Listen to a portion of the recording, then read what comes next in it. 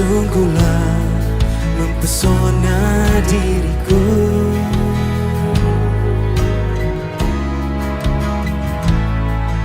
Tuhan, kuasa-Mu sungguhlah menggetarkan hatiku.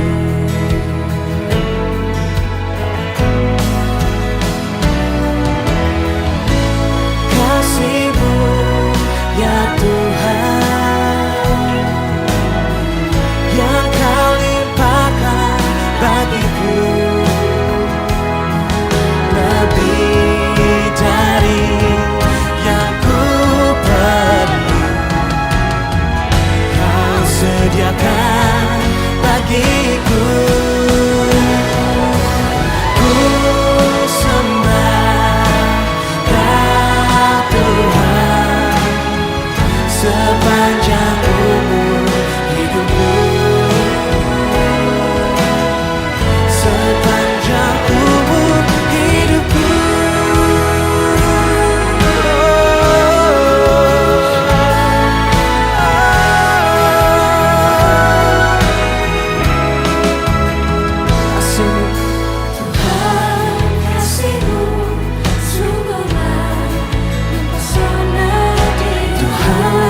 Kasih-Mu sungguhlah mempesona diriku. Kuasa-Mu sungguhlah menggetarkan hatiku. Kasih-Mu ya Tuhan, yang Kau limpahkan bagiku, lebih dari.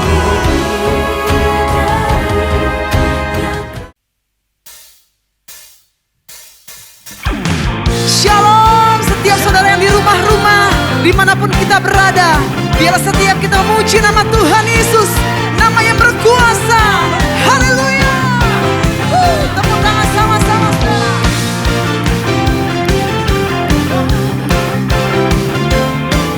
Kota benteng perisai dalam hidup kami Tuhan. Mari yang percaya katakan, namanya Tuhanku, menara yang teguh, kota benteng perlindunganku, Allah yang perkasa, Dia Bapa yang kekal, gunung batu keselamatanku, Engkau yang termulia di bumi di surga, termasyhur perkasa selamanya. Engkau yang berkuasa di dalam segala hal, ada kuasa dalam nama Yesusku.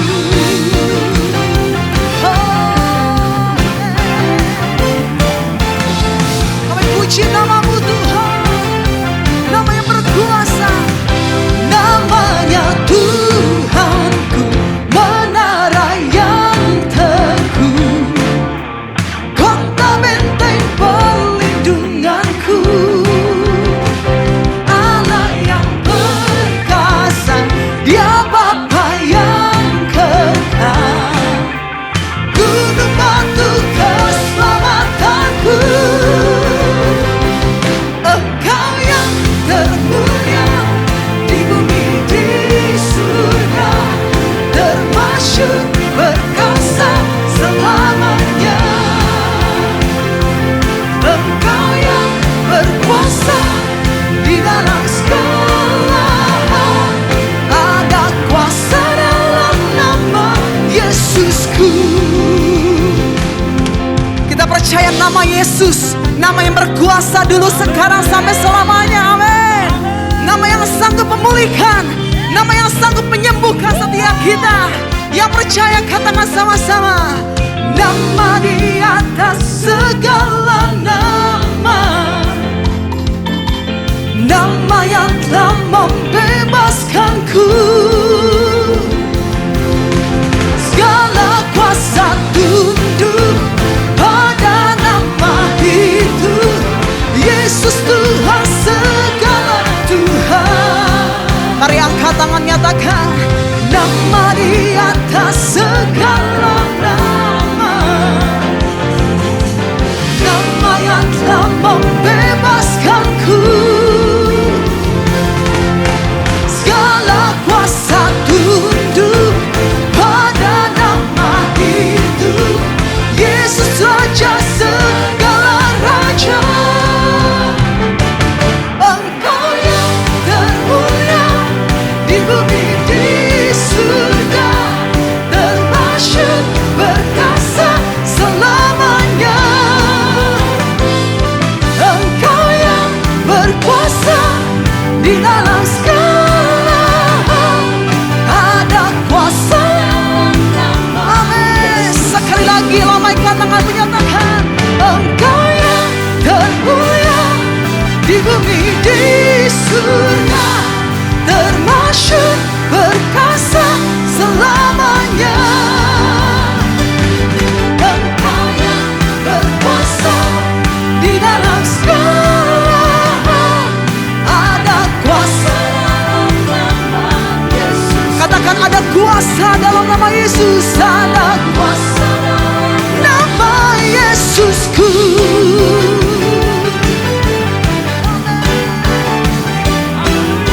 Haleluya.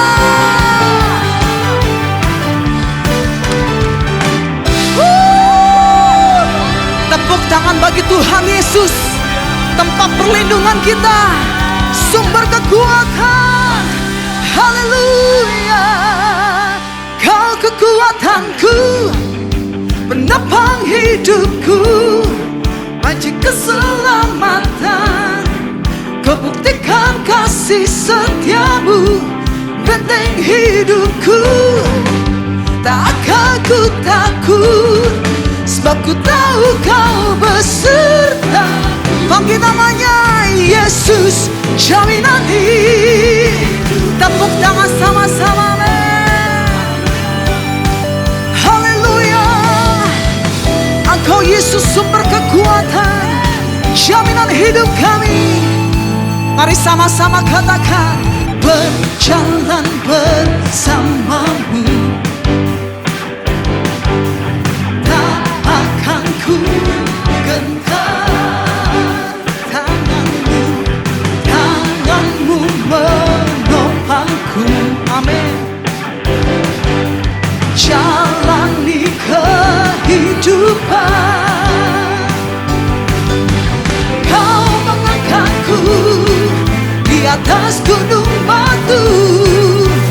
Kau beriku yang percaya katakan kau kekuatanku, penopang hidupku, panci keselamatan. Kau buktikan kasih setiamu, benteng hidupku. Tak akan ku takut, sebab ku tahu kau besertaku. Yesus. Mari lebih lagi katakan kau kekuatan, kau kekuatanku, penopang hidupku, panci keselamatan. Kau buktikan kasih setiamu, benteng hidupku. Tak akan ku takut, sebab ku tahu kau besertaku. Yesus, Yesus, jaminan. Sambil bertepuk tangan saudara, semua katakan kau kekuatanku, menopang hidupku, panci keselamatan. Kau buktikan kasih dengan iman, katakan benteng hidupku. Amin. Kami tak takut Tuhan, Engkau beserta dengan kami. Haleluya. Yesus. Sekali lagi sama-sama nyatakan kau kekuatanku, penopang hidupku, panci keselamatan. Kau buktikan kasih setiamu, benteng hidupku. Tak akan ku takut, sebab ku tahu kau beserta. Serukan namanya Yesus, jaminan hidupku.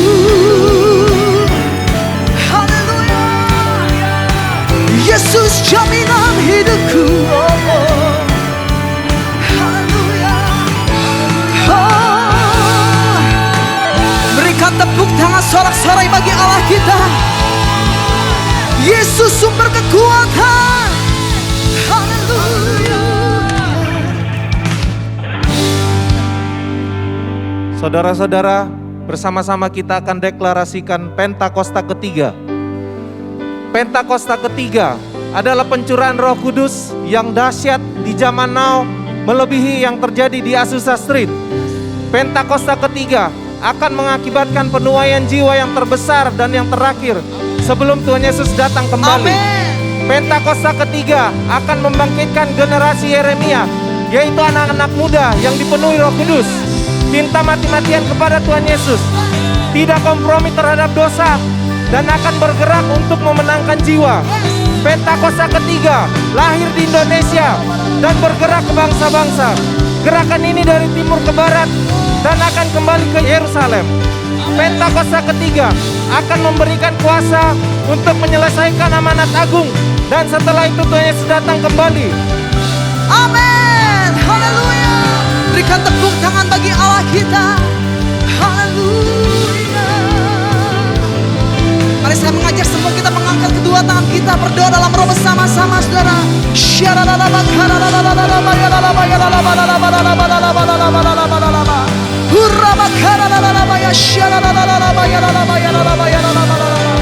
Curahkan Roh Kudus-Mu Tuhan. Curahkan kekuatan yang baru buat setiap kami.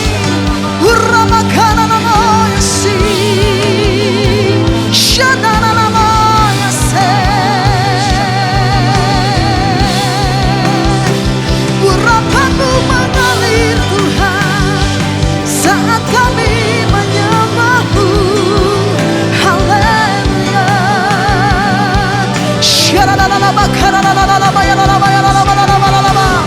Terus berdoa dalam roh, saudara.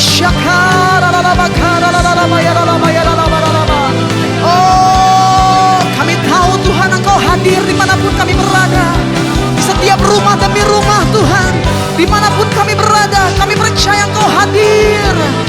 Engkau memberikan kekuatan, Engkau menyertai setiap kami.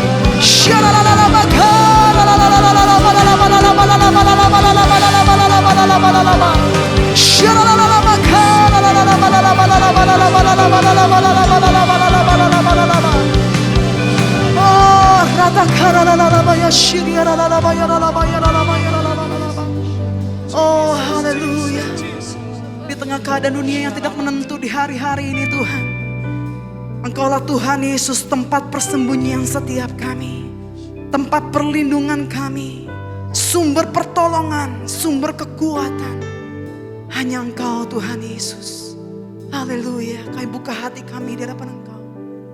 Di dalam kelemahan kami, kuasa menjadi sempurna atas setiap kami Tuhan. Haleluya. Pujilah nama.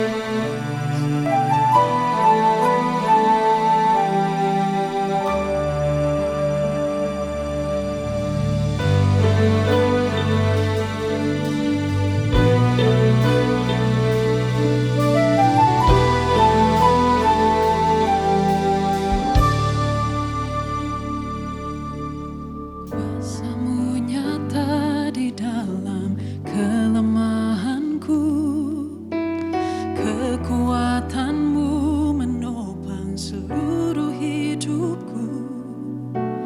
Dari mana datang pertolonganku?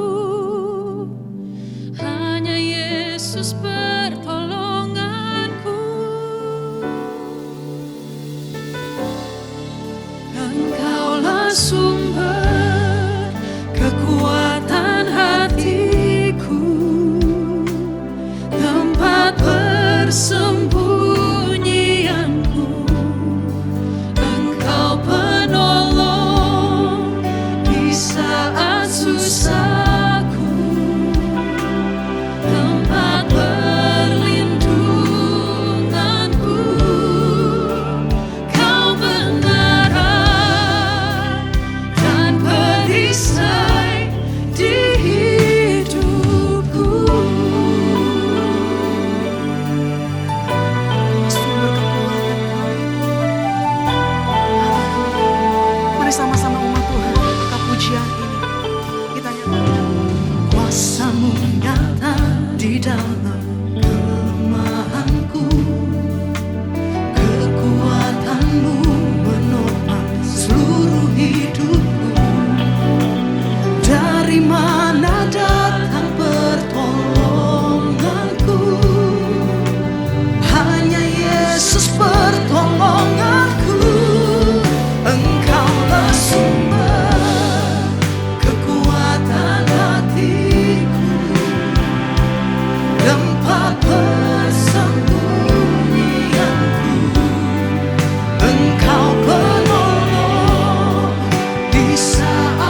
susahku, tempat perlindunganku, kebenaran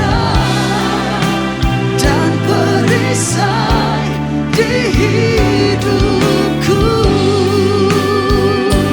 Yang menyatakan Engkau sumber, Engkaulah sumber kekuatan hatiku, tempat persembunyianku.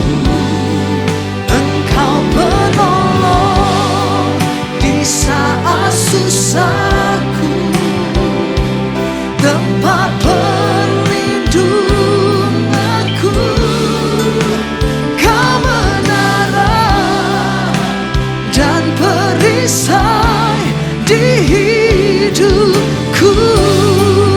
biarkan musik angkat pujian ini. Mari kita mengangkat tangan bersama-sama, saudara. Ini pernyataan iman kami, Tuhan. Tuhan Yesus, hanya Kau Tuhan, sumber kekuatan dan pengharapan kami. Di dalam kesusahan kami, Engkaulah sumber pertolongan. Haleluya. Syiria la la la la la la la la la la la la. Yesus, haleluya. Mari kita mengangkat tangan bersama-sama. Katakan, Engkaulah sumber kekuatan hatiku, tempat persembunyianku. Engkau penolong di saat susahku, tempat perlindunganku. Kebenaran dan perisai di hidupku. mari lebih lagi kita nyatakan, Engkaulah sumber kekuatan hatiku, Kaulah tempat persembunyian kami. Engkau penolong di saat susahku, tempat perlindunganku, kebenaran dan perisai di hidupku. Kaulah menara, Kebenaran dan perisai di hidupku.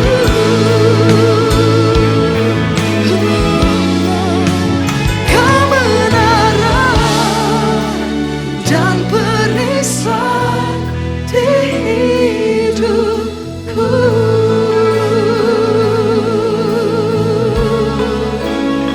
angkat hatimu, angkat suaramu, sembah Dia. Haleluya. Kami memuji Tuhan, kami sembah Yesus, sumber perlindungan, sumber kekuatan, kota benteng keselamatan kami. Hanya Engkau Yesus. Haleluya.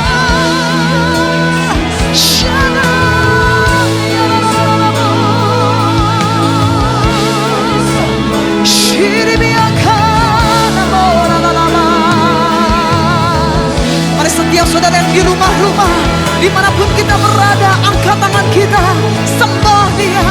Oh, Kaulah sumber kekuatan, sumber pertolongan. Syaralalamakayamu. Haleluya. Syaralalamu. Kami memuji nama-Mu, Yesus. Kami sembah. Haleluya.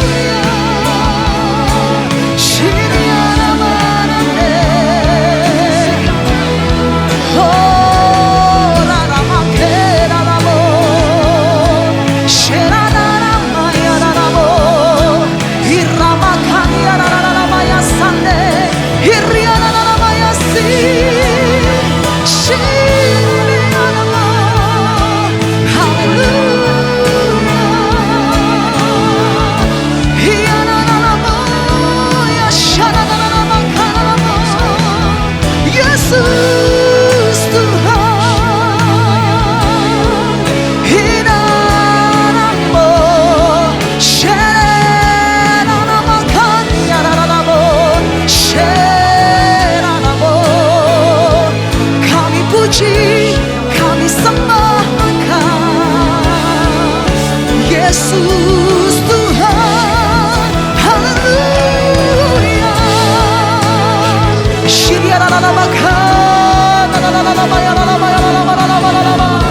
Curahkan kekuatan yang baru Tuhan.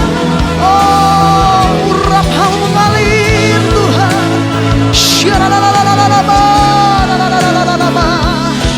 Kami puji Engkau Tuhan Yesus. Haleluya. Sebab itu ku memuji-Mu, Engkau Allahku. Mulutku kan selalu puji-Mu, dan angkat tangan sembah-Mu, tinggikan nama-Mu, Yesus kemuliaan.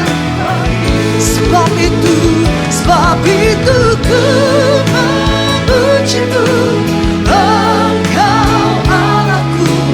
Mulutku kan selalu puji-Mu, dan angkat tangan sembah-Mu, tinggikan nama-Mu, Yesus kemuliaan bagi-Mu.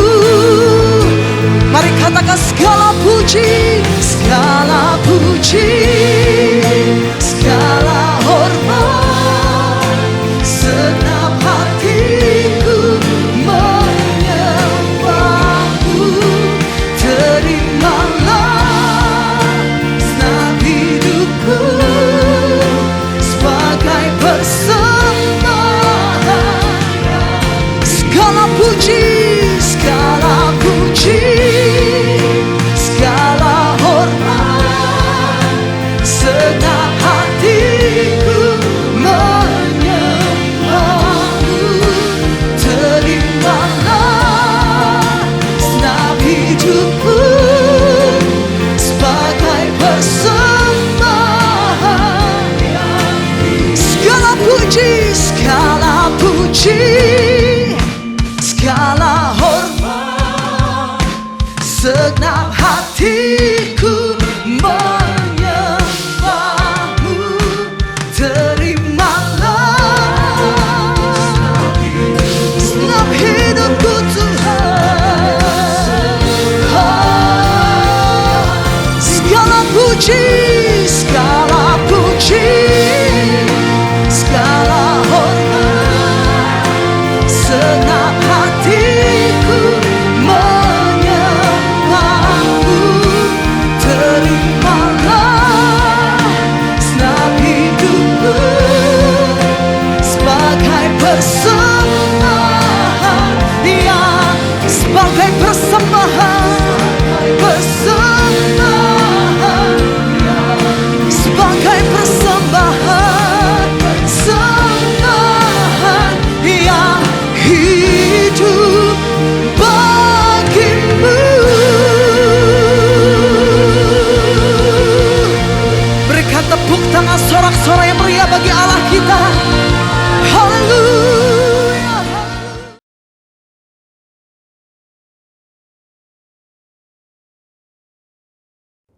Shalom semuanya. Tema edisi Voice of Pentecost hari ini adalah berjalan di dalam roh, belajar dari Filipus. Kita akan melihat contoh dan ciri-ciri orang yang hidup di dalam roh dari kehidupan Filipus yang mengalami pertumbuhan rohani oleh karena ketaatan dan kesetiaannya dalam mengikuti firman serta tuntunan Roh Kudus. Ciri pertama orang yang hidup di dalam roh adalah mereka penuh dengan hikmat. Filipus adalah salah seorang diaken yang diangkat untuk pelayanan meja. Salah satu syarat yang dibutuhkan untuk posisi tersebut adalah kepenuhan Roh Kudus, yang artinya Filipus hidup dalam kepenuhan roh pada saat itu. Hal ini penting bagi orang percaya karena orang yang dipenuhi Roh Kudus akan menjadi orang yang efektif di dalam pelayanan sesuai dengan kebutuhan yang ada. Ketika hikmat diperlukan, maka Roh Kudus akan mengaruniakan. Ketika keberanian diperlukan, hal itu pun akan disediakan. Ketika kuasa kesembuhan atau mengusir roh jahat diperlukan, maka kuasa itu juga akan dinyatakan. Ketika kita penuh dengan hikmat, Roh Kudus akan menuntun dan membimbing kita sehingga apapun yang kita perbuat akan dibuatnya berhasil dan sesuai dengan rencananya. Ciri kedua orang yang hidup di dalam roh adalah mereka memberitakan Injil dengan kuasa. Setelah Stefanus dirajam oleh orang-orang di Yerusalem, aniaya yang lebih luas mulai terjadi di kalangan murid-murid Tuhan Yesus. Dan banyak dari mereka yang melarikan diri keluar Yerusalem, termasuk Filipus. Kisah Para Rasul 8 ayat 5 menceritakan bagaimana Filipus pergi ke suatu kota di Samaria untuk memberitakan Injil di sana. Saya percaya karena Filipus bergaul karib dengan Tuhan, dia terus merasakan dorongan dari Roh Kudus untuk memberitakan keselamatan bagi orang lain di setiap kesempatan yang ada. Hal tersebut merupakan karya Roh Kudus dalam hati orang percaya. Singkat cerita, orang-orang di Samaria percaya kepada berita yang disampaikan oleh Filipus. Mereka membuka hati dan Roh Kudus pun bekerja dan menjamah setiap orang yang mendengar hingga hati mereka berbalik kepada Tuhan. Dalam pemberitaan Injil itu, juga terjadi manifestasi kuasa Allah dengan kesembuhan dan kelepasan yang luar biasa. Banyak orang dilepaskan dari roh-roh jahat dan disembuhkan, termasuk yang lumpuh dan timpang. Kuasa Roh Kudus dinyatakan secara luar biasa. Hal ini menggenapi apa yang Tuhan Yesus katakan bahwa tanda-tanda heran dan mujizat akan terjadi di dalam pelayanan murid-murid Tuhan Yesus. Melalui kejadian ini, kita bisa melihat bahwa Filipus yang bergaul intim dengan Tuhan dipakai menjadi alat Tuhan yang efektif dalam membawa Injil keselamatan. Kuasa Tuhan sungguh dinyatakan bagi orang-orang yang bergaul intim dengan Roh Kudus. Ciri ketiga orang yang hidup di dalam Roh adalah mereka mentaati Tuhan dengan segenap hati. Suatu hari ketika Filipus sedang di tengah pelayanan yang terus berkembang di Samaria, Tuhan mengutus satu malaikat untuk membawa pesan untuk dia. Kisah Para Rasul 8 ayat 26 berkata, "Kemudian berkatalah seorang malaikat Tuhan kepada Filipus. Katanya, bangunlah dan berangkatlah ke sebelah selatan, menurut jalan yang turun dari Yerusalem ke Gaza. Jalan itu jalan yang sunyi." Dibutuhkan ketaatan yang besar untuk melakukan perintah Tuhan dengan kondisi seperti Filipus pada waktu itu. Filipus bisa saja berpikir bahwa pelayanannya masih sangat dibutuhkan di Samaria, atau belum ada orang lain yang bisa menggantikannya untuk melayani di sana. Namun, Filipus memilih untuk taat dan pergi ke tempat di mana Tuhan memerintahkan. Tanpa diketahuinya, ternyata saat itu ada seorang bendahara kerajaan dari Ethiopia yang sedang dalam perjalanan pulang ke negaranya. Dia seorang penganut agama Yahudi yang pulang dari ibadah di Yerusalem dan saat itu sedang membaca kitab Yesaya. Filipus dituntun oleh Roh Kudus untuk mendekati kereta pembesar itu dan menanyakan apakah dia mengerti arti dari ayat yang dibacanya. Ternyata dia tidak mengerti dan meminta Filipus untuk menerangkannya. Dia menggunakan kesempatan ini untuk memberitakan Injil dan bendahara tersebut pun akhirnya percaya dan dibaptis. Ini adalah contoh bahwa seringkali Roh Kudus akan mendorong kita untuk melakukan hal-hal yang mungkin tidak bisa kita mengerti. Dan dalam situasi seperti ini, yang dibutuhkan dari kita hanyalah ketaatan. Dan pada waktunya, Tuhanlah yang akan menyatakan rencananya kepada kita, seperti dalam contoh kehidupan Filipus. Ciri keempat orang yang hidup di dalam Roh adalah mereka membimbing keluarganya di dalam Tuhan. Bertahun-tahun kemudian, Rasul Paulus pergi untuk mengunjungi Filipus yang saat itu tinggal di Kaisaria. Kisah Para Rasul 21 ayat 8-9 menyebutkan bahwa dia mempunyai 4 anak yang mempunyai karunia untuk bernubuat. Mungkinkah kehidupan rohani dari anak-anak Filipus yang demikian timbul dari hubungan yang jauh dari Roh Kudus? Hal itu tidak mungkin. Anak-anak Filipus hidup intim dengan Tuhan dan mereka bertumbuh dalam kerohanian yang luar biasa. Mereka bertumbuh dalam aspek-aspek kerohanian yang lain seperti mengasihi Tuhan, hidup dalam kekudusan, dan pelayanan bagi gereja Tuhan dari bimbingan ayahnya yang hidup bergaul dengan Tuhan. Kesimpulannya adalah bahwa iman kita tidak akan berkembang dengan sehat jika kita tidak mengandalkan firman Tuhan dan Roh Kudus. Sebab kehidupan yang intim dengan Tuhan harus dibangun secara intensional dan harus disertai dengan disiplin rohani dan hati yang lembut sehingga orang lain pun bisa merasakan dampak dari kuasa Roh Kudus melalui kehidupan kita. Saudara, untuk penjelasan lebih lengkapnya dari tim teologi kami, jangan lupa buka link yang ada di atas atau scan QR Code yang tersedia. Salam integritas, Tuhan Yesus memberkati.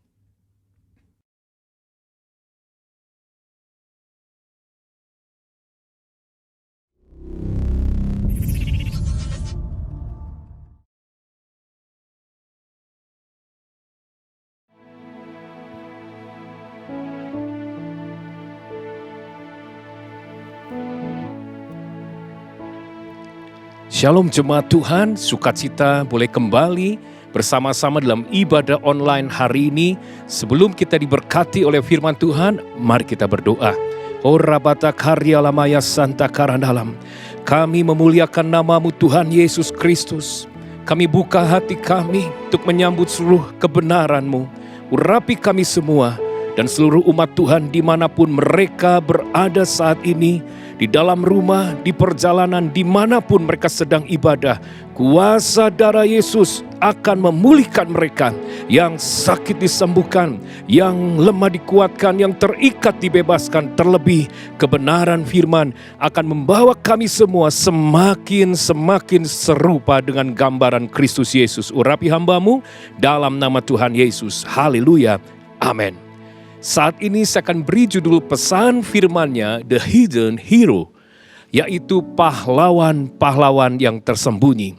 Di era Pentakosta ketiga, Tuhan sedang memunculkan The Hidden Hero, pahlawan-pahlawan yang tersembunyi, yaitu orang-orang yang no name, no fame, tanpa nama, tanpa ketenaran, tapi mereka akan dipakai untuk memuridkan. Mereka akan dipakai untuk mementor next gen, generasi atau orang-orang selanjutnya, agar mereka menjadi rekan sekerja Roh Kudus. Hari ini kita akan belajar di Alkitab dari seseorang bernama Ananias dari Damaskus. Arti nama Ananias adalah Tuhan yang memberi anugerah. Dan saya katakan Ananias hanya ordinary people, orang biasa. Tapi yang luar biasa, dia dipakai Tuhan untuk memuridkan, mementor seseorang. Sehingga seseorang itu menjadi extraordinary. Orang yang luar biasa dipakai oleh Roh Kudus. Siapakah dia? Paulus. Kalau kita perhatikan, Paulus adalah orang yang luar biasa dipakai di zamannya. Hampir setengah lebih perjanjian baru ditulis oleh Paulus. Paulus melayani dari satu tempat ke tempat lainnya. Pertanyaannya, siapakah yang mementor? Siapakah yang membapai? Seseorang yang tidak terlalu kita kenal. Dia namanya Ananias dari Damaskus. Saya percaya hari-hari ini waktunya di era Pentakosta. Ada banyak orang-orang biasa di mana mereka akan dipersiapkan untuk menjadi the hidden hero. Orang-orang yang tersembunyi, tapi mereka pahlawan-pahlawan yang akan mementor, memuridkan banyak orang. Nah, ada berapa banyak saudara Anda menangkap pesan ini dan Anda mau, Tuhan, ini waktunya. Sekarang saya bangkit, bukan hanya menjadi orang-orang Kristen biasa yang hidup hanya untuk kebahagiaanku, kesuksesanku, pemulihanku, tapi kami mau menyelesaikan amanat agung. Oleh karena itu kita mau belajar bagaimana orang biasa namanya Ananias itu menjadi seorang the hidden hero, seorang pahlawan yang tersembunyi. Baik, kita lihat yang pertama, Kisah Rasul pasal 22 ayat 12. Apa yang menyebabkan Ananias dari Damaskus dipakai Tuhan menjadi seorang pahlawan yang mementor, memuridkan, membapai yang namanya Paulus. Di situ ada seorang bernama Ananias, seorang saleh yang menurut hukum Taurat dan terkenal baik di antara semua orang Yahudi yang ada di situ. Yang pertama, Ananias dikenal karena integritasnya. Banyak saat ini hamba-hamba Tuhan dikenal karena karunia-karunia yang luar biasa. Tetapi dengar, siapapun Anda, dimanapun Anda berada, ketika Anda dikenal karena integritasmu, saya percaya Tuhan akan memakai Anda untuk menjadi pahlawan-pahlawan tersembunyi, membangkitkan tanda kutip Paulus di akhir zaman. Padahal Kisah Rasul 9 ayat 10 dikatakan di Damsyik ada seorang murid Tuhan bernama Ananias. Bapak Ibu, sahabat-sahabat semua, kata murid di dalam perjanjian baru adalah ditunjukkan kepada orang-orang Kristen, pengikut Kristus yang tanpa jabatan. Bukan para rasul, bukan para penatua, hanya orang awam, tanda kutip biasa. Tetapi justru Tuhan memilih saat itu dari orang biasa, hanya seorang murid. Mengapa? Karena orang biasa bernama Ananias itu dikenal oleh orang banyak karena integritasnya. Ternyata dalam perjanjian baru ada 2 Ananias lain. Ananias berikutnya, dia adalah suami dari Safira dari Yerusalem.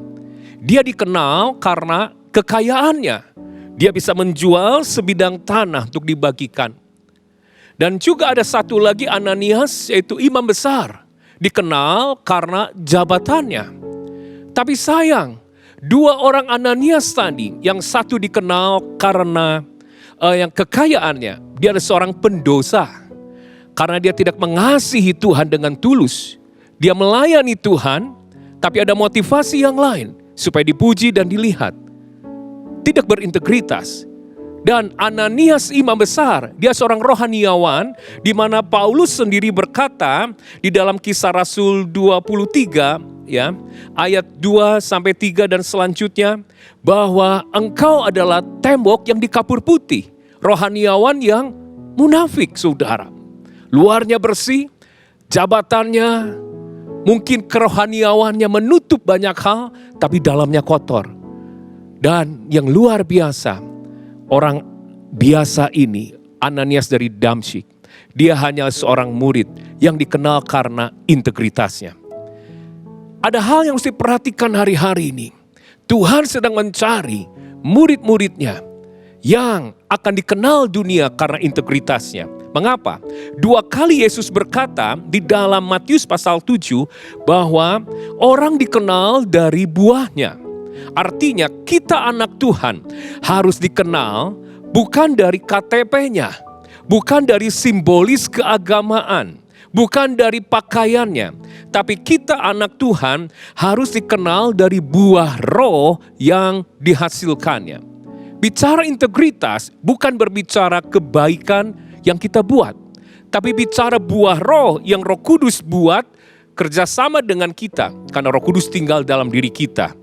Oleh karena itu Matius pasal 7 saya akan tunjukkan. Di dalam kitab Matius, saudara, pasal yang ke-7, setelah Tuhan 2 kali, di dalam ayat ke-20 dikatakan, orang dikenal dari buahnya. Artinya Tuhan ingatkan kita, biarlah dunia mengenal kita anak-anak Tuhan, bukan dari kekayaannya, bukan dari kesuksesannya, bukan dari karunia-karunia rohani yang dahsyat, tapi dari buah rohnya. Sehingga setelah Yesus berkata demikian, ayat 22 dan 23, Tuhan berkata kepada hamba-hamba yang punya karunia rohani, mengusir setan, bernubuat, membuat mujizat. Tapi Tuhan berkata, aku tidak mengenal engkau. Aku tidak ginosko, aku tidak karib dengan engkau. Artinya apa?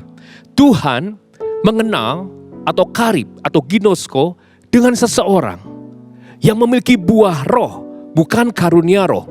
Tapi ingat, karunia roh tetap sangat penting untuk melengkapi seseorang melayani. Ini artinya kualitas orang Kristen dilihat dari apakah ada buah roh dalam diri orang itu atau tidak. Bukan dari seberapa banyak pelayanan yang sudah dikerjakan, seberapa lama dia sudah terlibat pelayanan, tapi dari seberapa banyak buah roh yang dihasilkan. Integritas dari orang Kristen bukan dilihat dari seberapa baik orang itu di mata orang lain, tapi seberapa banyak buah roh yang dihasilkan orang itu di mata Tuhan. Mari saudara, seorang dari Damsyik bernama Ananias dipilih untuk mementor dan menghasilkan seorang luar biasa namanya Paulus, karena dia dikenal dari buah roh yang dihasilkan. Pesannya, siapapun Anda, di tengah musim sesulit apapun, minta agar Roh Kudus mengajar kita bekerja sama dengannya untuk menghasilkan buah roh, supaya ada integritas ilahi yang dilihat oleh orang di luar. Ini zamannya, Pentakosta ketiga, orang-orang yang dikenal karena integritas ilahi akan dipakai menjadi the hidden hero. Pahlawan-pahlawan yang tersembunyi tanpa nama, no fame, tanpa ketenaran, tapi mereka akan menghasilkan orang-orang yang luar biasa di dalam Tuhan. Berikutnya saudara, ternyata Ananias dari Damsyik ini dikenal karena kepekaan dan kepatuhannya. Saudara, Kisah Rasul pasal 9 ayat 11, jelas dikatakan firman Tuhan, "Mari, pergilah ke jalan yang bernama jalan lurus, dan di rumah Yudea, seorang dari Tarsus yang bernama Saulus, ia sekarang berdoa." Wow, Anda kalau simak baik-baik dan baca lagi ayat 11, betapa spesifik sebuah pembicaraan dialog antara Tuhan Yesus dengan Ananias. Berarti Ananias seorang yang peka. Mengapa dia peka? Karena Ananias seorang pendoa. Catat baik-baik. Ada 3 Ananias tadi saya katakan dalam perjanjian baru. Yang pertama Ananias dari Damsyik yang sedang kita pelajari ini. Seorang the hidden hero. Karena dia seorang pendoa. Kedua, Ananias dari Yerusalem. Suami dari Safira. Dia seorang pendosa. Ketiga, Ananias imam besar. Dia seorang pendakwa. Tetapi Ananias ini seorang pendoa. Kesukaannya yang menjadi prioritas utama hubungan intim. Saya ulangi, hubungan intim. Kesuksesan bukan banyaknya aktivitas, bukan banyaknya pelayanan, tapi tepatnya prioritas. Prioritas utama kita hari-hari ini adalah keintiman. Itulah Ananias. Orang biasa yang hanya seorang murid, tapi dia memprioritaskan keintiman. Kesukaannya dekat dengan Tuhan. Sehingga Tuhan dengan mudah berbicara. Dan dia menyampaikan secara spesifik. Pergilah ke jalan yang namanya diberitahu jalannya. Jalan lurus. Di mana? Di sana ada rumah. Rumahnya pun dikasih tahu. Rumah Yudas. Seorang dari Tarsus. Yang bernama Saulus. Ia sekarang berdoa. Orang di dalam ada yang sedang berdoa namanya Saulus. Spesifik, detail. Hari-hari ini Tuhan akan berbicara bukan hanya kepada hamba-hamba Tuhan, pendeta-pendeta, tapi dia akan berbicara kepada Anda semua yang hari ini di tengah namanya goncangan dan pandemi. Engkau sedang diramukan, tapi ketika engkau diramukan, engkau tidak tergeletak, tapi justru engkau tenggelam semakin dalam hadirat Tuhan. Kepada mereka lah Roh Kudus akan berbicara spesifik. Dan dengar, kalau Anda hari-hari ini banyak bergaul dengan Tuhan dan mendengar pesannya, sekali lagi, hanya taat. Ngerti nggak ngerti, ikuti suara Roh Kudus. Jadilah tawanan-tawanan roh di akhir zaman. Karena yang akan dipakai hari-hari ini menjadi pahlawan-pahlawan sembunyi. Bukan mereka yang punya titel doktor, teologi, master teologi, sarjana teologi, tapi mereka yang titelnya hanya tawanan Roh Kudus. Dia bisa mendengar apa keinginan hati Tuhan Yesus dan dia mengikuti dan taat kepadanya. Itulah Ananias. Karena setelah Ananias mendengar itu, dia kaget mendengar kata Saulus dan dia katakan ayat 13 Kisah Rasul 9, "Tuhan, dari banyak orang telah kudengar tentang orang ini. Dia seorang pembunuh, seorang garang. Tetapi ketika Tuhan berfirman, 'Go Ananias, pergilah.' Ananias tidak banyak berdebat. Dia hanya just do it. Setia, taat." Saudara tahu, siapa yang tidak kenal dengan namanya Billy Graham? Billy Graham sudah almarhum, tetapi dia menjadi seorang contoh teladan hamba Tuhan penginjil di dunia yang memiliki integritas. Dia sudah hampir 215 juta orang lebih dari 185 negara. Lewat KKR, pertemuan-pertemuan, mendengar berita Injil lewat mulutnya. Dan ratusan juta sudah dilayani. Banyak orang berjuta-juta terima Kristus lewat pelayanannya. Siapakah Billy Graham? Semua orang kenal Billy Graham. Tapi pertanyaannya, siapakah the hidden hero di balik Billy Graham? Tidak ada yang kenal. Tapi hanya Tuhan Yesus yang mengenalnya. Saudara tahu, the hidden hero dari balik Billy Graham ada ratusan tahun sebelumnya. Dia seorang guru sekolah minggu yang sederhana bernama Edward Kimball. Edward Kimball dengan setia, waktu itu dia dipanggil jadi seorang guru sekolah minggu, dia layani anak-anak satu persatu. Dan dia melihat seorang anak yang tanpa harapan, seorang penyemir sepatu di toko sepatu. Tapi dia taat ketika Roh Kudus perintahkan, layani anak itu. Dia layani secara personal, pribadi. Dan apa yang terjadi? Anak ini bertobat. Setelah bertumbuh, anak ini menyerahkan diri buat Tuhan, namanya D.L. Moody. D.L. Moody kemudian berkhotbah menceritakan seseorang the hidden hero di dalam hidupnya, hanya seorang guru sekolah minggu yang tidak dikenal orang banyak. Dan akhir dalam pengkhotbahnya itu, seorang anak muda menyerahkan diri bernama F.B. Meyer, saudara. Dan apa yang terjadi? Dia pun berkhotbah. Dan ada lagi anak muda yang bertobat bernama G.W. Chapman, saudara. Dan dia berkhotbah. Akhirnya ada orang diselamatkan, namanya Billy Sunday. Billy Sunday berkhotbah dan melayani. Ada satu orang anak muda dimenangkan, Mordecai Ham. Dan dia mulai melayani. Ketika dia berkhotbah, ada seorang anak muda selanjutnya yang dimenangkan, namanya Billy Graham. Kalau kita lihat, dimulai dari bibit seorang yang setia, patuh dan taat. Pelayanan yang tanpa ketenaran, hanya guru sekolah minggu. Dan hari-hari di era Pentakosta ketiga, Tuhan sedang mencari orang-orang seperti ini. Mungkin akan ada di antara saudara semua hari ini. Dan kau berkata, pelayananku hanya kecil tanpa nama di balik mimbar, tanpa ada yang tahu. Justru inilah the hidden hero. Setialah, peka dan patuh, jadi tawanan roh. Amin.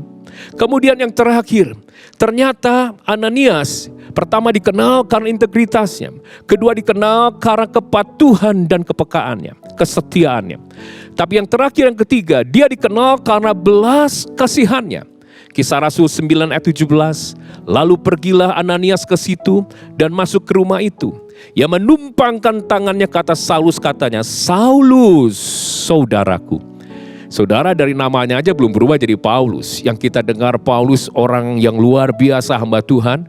Tapi kalau dengar nama Saulus, itu seorang teroris di zaman itu, saudara. Yang membantai. Tapi saat itu Ananias datang menghampiri dan berkata, saudaraku. Kata saudaraku ini berarti seseorang yang aku cintai. Kalau kita lihat, mengapa dia disanggupkan berkata demikian? Ada belas kasihan. Saya katakan kepada setiap orang di tempat ini, di era Pentakosta ketiga, Tuhan hanya pakai orang-orang yang berani untuk no name, no face, no fame, tanpa ketenaran. Tapi Anda hari ini mau mengaktifasikan belas kasihan Tuhan dalam hidupmu. Dan saya katakan, Yesus mengajarkan, belas kasihan harus dimulai dari sekarang. Saat ini, jangan sampai ada yang berkata, Pak, saya lagi susah. Untuk mengalirkan bantuan kepada seseorang harus nunggu, Pak. Nanti kalau hutang saya sudah lunas. Belas kasihan tidak pernah menunggu nanti ketika Anda sudah sehat. Nanti ketika Anda sudah kaya. Nanti ketika Anda sudah lulus. Tapi belas kasihan tidak bisa ditahan. Karena belas kasihan bukan hanya sekedar simpati, tapi empati. Tuhan tidak hanya bersimpati kepada orang-orang berdosa, tapi dia berempati, tinggalkan tahta turun ke dunia. Itulah belas kasihan Yesus ajarkan. Anda bukannya punya perasaan iba kasihan orang itu. Nanti kalau aku sudah jadi ini aku tolong ya. Tapi belas kasihan mengerjakannya sekarang sesuatu. Dan yang dikerjakan Yesus mengajarkan dalam Matius 10 ayat 24. Dimulai dari yang kecil. Jangan Anda berpikir kalau aku sudah bisa mengerjakan hal-hal yang besar. Sebuah movement, sebuah kegerakan, sebuah terobosan. Saya katakan salah. Belas kasihan justru datang bukan karena sebuah movement dan sebuah terobosan dalam sebuah kegerakan rohani. Belas kasihan harus dipraktekkan di dalam praktikal kehidupan sehari-hari. Hal-hal yang kecil. Dikatakan barang siapa memberi air sejuk secangkir air saja. Yesus mengajarkan tentang secangkir air. Bukan satu tangki besar air, hanya secangkir air. Itu pun sudah belas kasihan. Asal kau mempraktekannya dengan tulus. Dan saudara tahu, demikian pula Yesus mengajarkan bahwa belas kasihan harus dimulai dari yang dekat, bukan dari yang jauh. Mungkin ada di antara Bapak Ibu punya dream dan visi, aku mau dipakai memenangkan Indonesia Timur. Oh, nanti sampai yang namanya Timur Tengah. Saya katakan belas kasihan gak dimulai dari jauh. Belas kasihan dimulai dari dekat. Mertuamu, menantumu, pembantumu, supirmu, tetanggamu. Dimulai dari yang dekat. Dimulai dari yang kecil dan dimulai dari sekarang. Itu yang Yesus ajarkan. Kalau Anda lupakan prinsip ini, Anda hanya seseorang yang bisa mengajarkan kasih tapi tanpa mempraktekkan. Tahu kasih, tapi tidak mengalami kasih. Tapi orang-orang seperti Ananias, dia tidak menunggu nanti. Dia tidak menunggu hal-hal yang besar. Dia sekarang taat, dia datangi Saulus. Dia hanya menumpangkan tangan, memberikan kasih. Dan Tuhan memakai Ananias menjadi seseorang yang mungkin tidak banyak dikenal. Tapi yang kita kenal hanya Paulus. Billy Graham yang dikenal. Tapi lupa ada seorang the hidden hero bernama guru sekolah minggu tadi yang memberikan belas kasihan. Saudara tahu Bunda Teresa? Bunda Teresa ini ketika meninggal, dia sudah menggerakkan ada 4.000 orang, para wanita memberi hidup untuk tidak menikah dan melayani orang-orang miskin. Karena terinspirasi oleh Bunda Teresa. Ada di 123 negara. Mereka melayani orang melarat, kusta dan sekarat di pemukiman kumuh di 160 kota dunia. Dari seorang Bunda Teresa berdampak kepada seluruh dunia. Pertanyaannya, siapa the hidden hero dari seorang Bunda Teresa? Hamba-hamba Tuhan, para misionaris yang no name, tidak pernah tercatat namanya, no fame, tidak terkenal, tidak tenar sampai saat ini. Tapi mereka melayani di Benggala, di India. Dan itu yang sudah menyentuh hati seorang anak kecil yang bernama Teresa tadi, saudara. Hari-hari ini saya tidak tahu keadaan saudara, tapi Tuhan sedang mencari the hidden hero di tengah-tengah gerejanya. Sudah terlalu banyak jemaat yang hanya duduk menantikan firman. Sudah terlalu banyak jemaat yang hanya hadir menghadiri ibadah. Tapi Tuhan sedang mencari para pahlawannya. The hidden hero yang ada saat ini. Mungkin ada the hidden hero berikutnya, yaitu Anda. Ingat, belajar dari Ananias. Biarlah kita dikenal bukan karena khotbah yang bagus, bukan karunia yang luar biasa, mati, bangkit, lumpuh berjalan, tapi karena integritas, karena buah rohnya. Biarlah kita dikenal karena kepekaan dan kepatuhannya. Tuhan mengenal kita karena itu. Bukan karena titel yang besar, tapi karena tawanan roh titel kita, tawanan Roh Kudus. Dan biarlah kita dikenal karena belas kasihannya. Saya tidak akan perpanjang firman Tuhan, tapi di tempat ini saya merasakan ini waktunya hadirat Tuhan sedangkan mencengkram setiap saudara, memanggil, memunculkan setiap saudara yang sedang bersembunyi dalam gua-gua adulam karena krisis yang ada. Engkau yang sedang meratapi dirimu, engkau yang sedang meratapi nasibmu, dengar, mungkin Anda adalah the hidden hero selanjutnya. Di mana ketika Anda melakukan dan berkata, pakai aku Tuhan, biar aku belajar dari Ananias dan aku mau dibangkitkan. Saya percaya gereja ini tidak pernah sama lagi. Ada revival akan terjadi di rumah-rumah, di komunitas, di kantor, di jalan. Karena tidak perlu menunggu para pendeta yang turun jalan, tapi orang-orang tanda kutip umat Tuhan, kegerakan orang kudus itu akan terjadi. Kalau Anda orang yang mau berkata, pakai aku Tuhan, pakai aku Tuhan untuk menjadi the hidden hero. Biar aku tidak dikenal, biar aku tidak memiliki follower yang banyak, tapi aku mau melakukan apa yang firman Tuhan ajarkan. Jadikan aku Ananias selanjutnya yang dari Damsyik. Mari angkat tanganmu. Kalau Anda orang yang berkata, Tuhan Yesus, biarkan sebelum hidupku berjumpa dengan Engkau dan segala sesuatunya berakhir, berikan aku kesempatan untuk aku bangkit menjadi the hidden hero. Kalau Anda orang yang angkat tanganmu tinggi-tinggi, mari berdoa. Horapata karya lama santa karanda labaya shanta karana.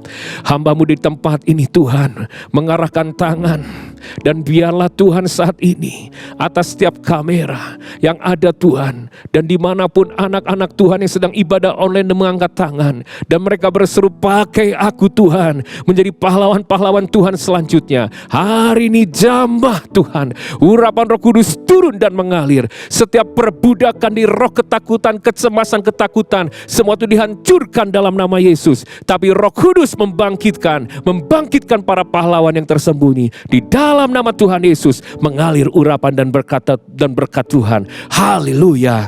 Amin. Sebelum kita akhiri ibadah kita pada Hari ini, mari kita angkat kedua tangan kita menerima berkat daripada Tuhan. Hamba-Mu meminta berkat yang berlimpah-limpah dari Bapa di surga, dalam kasih karunia anak yang tunggal Tuhan Yesus Kristus, dan dalam persekutuan yang manis dengan Roh Kudus, memberkati, mengurapi kita semua dari sekarang sampai Maranatha, sampai Tuhan Yesus datang, bahkan sampai selama-lamanya.